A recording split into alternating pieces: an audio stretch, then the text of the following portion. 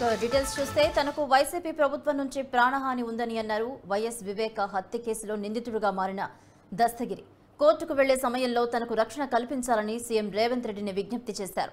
అప్రూవర్గా మారినందుకు తనను అనేక ప్రలోభాలకు గురి చేసిందని చెప్పారు. వాటికి ఒప్పుకోకుండా అక్రమంగా పలు కేసులు బనాయిస్తామంటూ బెదిరించారని అన్నారు. తన భద్రత కాదని తాను ఎవరి జోలికి వెళ్లనని అన్నారు దస్తగిరి.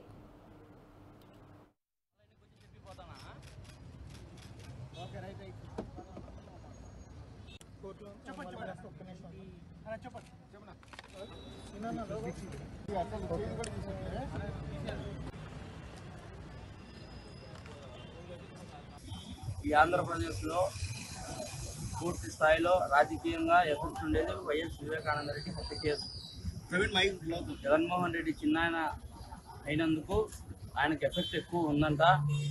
ఓట్లు పడని పరిస్థితి అంట. అందువల్ల నాకు డబ్బు ఇచ్చి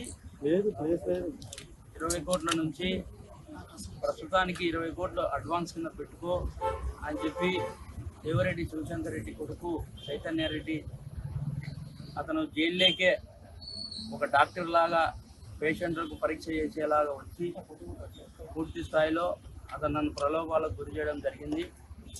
అయితే ఈ రోజున నేను ఇక్కడికి నాంపల్లి కోర్టు సిబిఐ కోర్టుకు రావడం జరిగింది. ఎందుకంటే నా మీద వారెంట్ ఇష్యూ రావడం జరిగింది. నన్ను అరెస్టు చేయమని ఆర్డర్స్ వచ్చినాయంట. ఎందుకంటే నేను జైల్లో ఉన్నందున సిబిఐ అధికారులు సైతం మా లాయర్లు సైతం వాళ్ళకి చెప్పడం జరిగింది, రిక్వెస్ట్ చేసుకోవడం జరిగింది. అందుకు ఈరోజు వచ్చి రీకాల్ అంటే అరెస్ట్ కాకోకుండా రీకాల్ అనే పిటిషన్ వేసుకోవడం జరిగింది. దాన్ని కూడా గౌరవనీయులు జడ్జి గారు కూడా సిబిఐ గౌరవనీయులు జడ్జి గారు కూడా దాన్ని అనుమతించినారు. దయగల వారు అనుమతించి అర్థం చేసుకునేందుకు కృతజ్ఞతలు చెప్తాడ. ఎందుకంటే ఈరోజు వివేకానంద రెడ్డి కేసు అనేది ఒక సంచలనాత్మకమైనది.